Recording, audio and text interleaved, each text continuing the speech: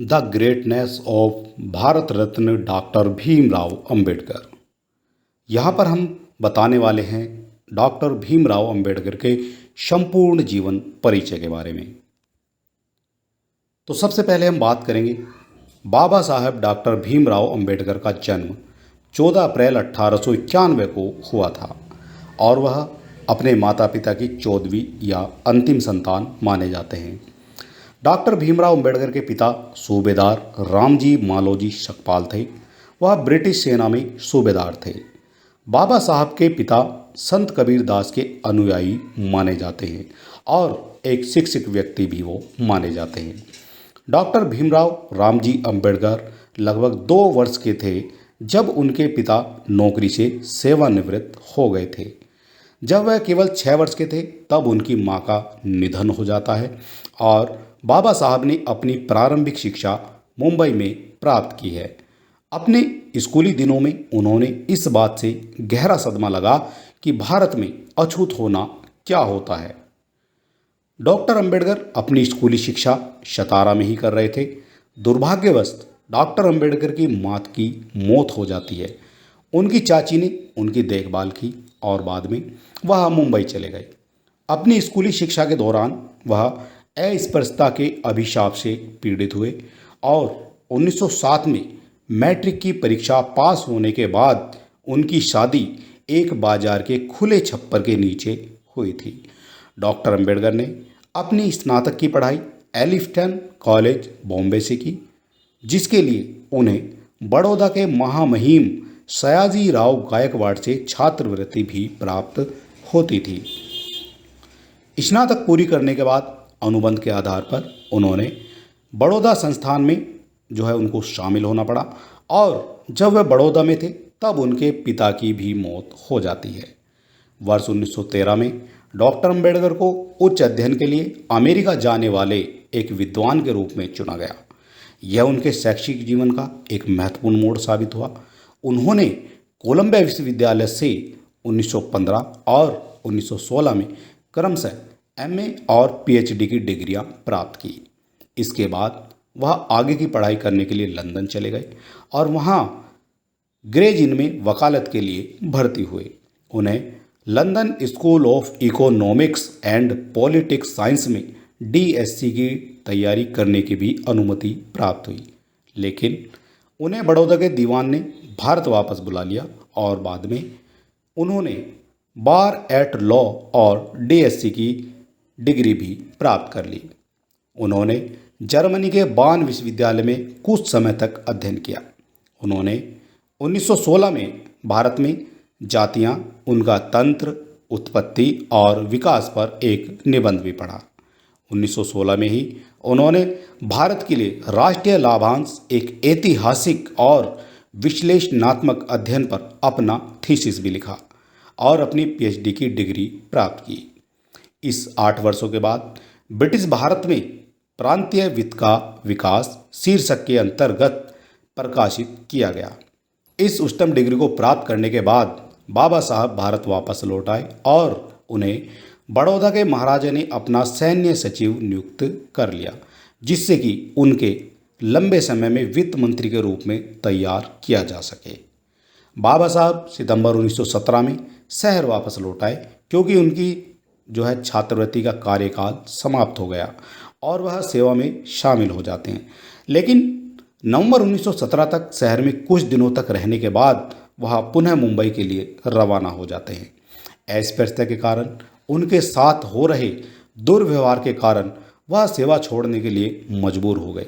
Doctor Ambedkar Mumbai लौट आए और राजनीतिक अर्थव्यवस्था के प्रोफेसर के रूप में सिडेनहैम कॉलेज में पढ़ाने लगे।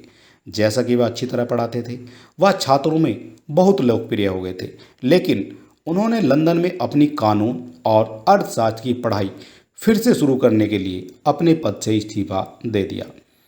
कोल्हापुर के महाराज ने उन्हें वित्तीय सहायता प्रदान की और 1921 में उन्होंने अपनी थीसिस लिखी, ब्रिटिश भारत में इंपीरियल फाइनेंस का प्रांतीय विकेंद्रीकरण, और लंदन विश्वविद्यालय से अपनी एमएससी की डिग्री प्राप्त की। फिर उन्होंने जर्मनी के बान विश्वविद्यालय में कुछ समय गुजारा। 1923 में उन्होंने डीएससी डिग्री के लिए अपनी थीसिस पूरी की। रुपये की समस्या, इसका उद्भव और समाधान, ये थी उनकी थीसिस। उन्हें 1923 में वकीलों के बार में बुलाया गया। 1924 में इंग्लैंड से वापस लौटने के बाद उन्होंने दलित लोगों के कल्याण के लिए एक एसोसिएशन की शुरुआत की, जिसमें सर चिमनलाल सीतलवाड़ अध्यक्ष और डॉक्टर अंबेडकर चेयरमैन थे। एसोसिएशन का तत्काल उद्देश्य शिक्षा का प्रसार करना, आर्थिक स्थितियों में सुधार करना और दलित वर्गों की शिकायतों का प्रतिनिधित्व करना था। उन्होंने नए सुधार को ध्यान में रखते हुए दलित वर्गों की समस्याओं को संबोधित करने के लिए 3 अप्रैल 1927 को बहिष्कृत भारत समाचार पत्र की शुरुआत भी की। 1928 में वह गवर्नर लॉ कॉलेज बॉम्बे में प्रोफेसर बने और 1 जून 1935 को उसी कॉलेज के प्रिंसिपल बने।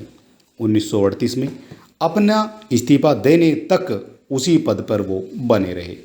13 अक्टूबर 1935 को दलित वर्गों का एक प्रांतीय सम्मेलन नासिक जिले में येवला में आयोजित किया गया। इस सम्मेलन में उनकी घोषणा से हिंदुओं को गहरा सदमा लगा। उन्होंने कहा, मैं हिंदू धर्म में पैदा हुआ, लेकिन मैं एक हिंदू के रूप में नहीं मरूंगा। उनके हजारों अनुयायियों ने उनके फैसले का समर्थन किया और 1936 में उन्होंने बॉम्बे प्रेसिडेंसी महासम्मेलन को संबोधित किया और हिंदू धर्म का त्याग करने की वकालत की। 15 अगस्त 1936 को उन्होंने दलित वर्गों के हितों की रक्षा के लिए स्वतंत्र लेबर पार्टी का गठन किया, जिसमें ज़्यादातर श्रमिक वर्ग के लोग शामिल थे। 1938 में कांग्रेस ने अछूतों के नाम में बदलाव करने वाला एक विधेयक प्रस्तुत किया। डॉक्टर अंबेडकर ने इसकी आलोचना भी की। उनका दृष्टिकोण था कि नाम बदलने से समस्या का समाधान नहीं हो सकता है। 1942 में वह भारत के गवर्नर जनरल की कार्यकारी परिषद में एक श्रम सदस्य के रूप में नियुक्त हुए। 1946 में उन्हें बंगाल संविधान सभा के लिए चुना जाता है। उसी समय उन्होंने अपनी पुस्तक प्रकाशित की थी कि शूद्र कौन थे, ये उनकी पुस्तक थी। आज़ादी के बाद 1947 में उन्हें देश के प्रथम प्रधानमंत्री श्री जवाहरलाल नेहरू के पहले मंत्रिमंडल में कानून एवं न्याय मंत्री के रूप में नियुक्त किया गया। लेकिन 1951 में उन्होंने कश्मीर मुद्दे, भारत की विदेश नीति और हिंदू कोड बिल के प्रति प्रधानमंत्री नेहरू की नीति पर अपना मतभेद प्रकट करते हुए मंत्री पद से इस्तीफा दे दिया। 1952 में कोलंबिया विश्वविद्यालय ने भारत के संविधान का मसौदा तैयार करने में उनके योगदान को मान्यता प्रदान करने के लिए LL.D की डिग्री प्रदान की। 1955 में उन्होंने भाषाई राज्यों पर विचार नामक अपनी पुस्तक प्रकाशित की। Doctor B.R. अम्बेडकर को उस्मानिया विश्वविद्यालय ने 12 जनवरी 1953 को डॉक्टरेट की उपाधि से सम्मानित किया गया। आखिरकार 21 वर्षों के बाद उन्होंने सच साबित कर दिया, जो उन्होंने 1935 में येवला में कहा था कि मैं हिंदू के रूप में नहीं मरूंगा। 14 अक्टूबर 1956 को उन्होंने नागपुर में एक ऐतिहासिक समारोह में बौद्ध धर्म अपना लिया और 6 दिसंबर 1956 को उनकी मृत्यु हो जाती है, यानी परिनिर्वाण हो जाता है। डॉक्टर बाबा साहब अम्बेडकर का 1954 में नेपाल के काठमांडू में जागतिक बौद्ध धर्म परिषद में बौद्ध भिक्षु द्वारा बोधिसत्व की उपाधि से सम्मानित किया गया था। महत्वपूर्ण बात यह है कि डॉक्टर अंबेडकर को जीवित रहते हुए ही बोधिसत्व की उपाधि से नवाजा गया था। उन्होंने भारत के स्वतंत्रता संग्राम में और स्वतंत्रता के बाद इसके सुधारों में भी अपना महत्वपूर्ण योगदान दिया। इसके अलावा बाबा साहब ने भारतीय रिजर्व बैंक के गठन में महत्वपूर्ण भूमिका निभाई थी। केंद्रीय बैंक का गठन हिल्टन यंग कमीशन को बाबा साहब द्वारा प्रस्तुत की गई अवधारणा के आधार पर किया गया था, जहां पर उन्हें कई सामाजिक बाधाओं का सामना करना पड़ा। उन्होंने आकर्षक वेतन के साथ उच्च पदों को लेने से इनकार कर दिया था, क्योंकि वह दलित वर्ग के अपने भाइयों को कभी नहीं भूले।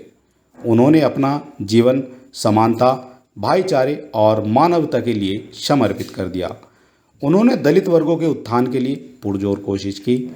डॉक्टर भीमराव के जीवन के इतिहास से गुजरने के बाद उनके मुख्य योगदान और उनकी प्रासंगिकता का अध्ययन और विश्लेषण करना बहुत आवश्यक और उचित हो जाता है। एक विचार के अनुसार 3 बिंदु हैं जो आज भी महत्वपूर्ण हैं। आज भी भारतीय अर्थव्यवस्था और भारतीय समाज कई आर्थिक और सामाजिक समस्याओं का सामना कर रहे हैं। डॉक्टर अंबेडकर के विचार और कार्य इन समस्याओं का समाधान करने में हमारा मार्गदर्शन कर सकते हैं और डॉक्टर भीमराव अंबेडकर की पुण्यतिथि को पूरे देश में महापरिनिर्वाण दिवस के रूप में मनाया जाता है। धन्यवाद।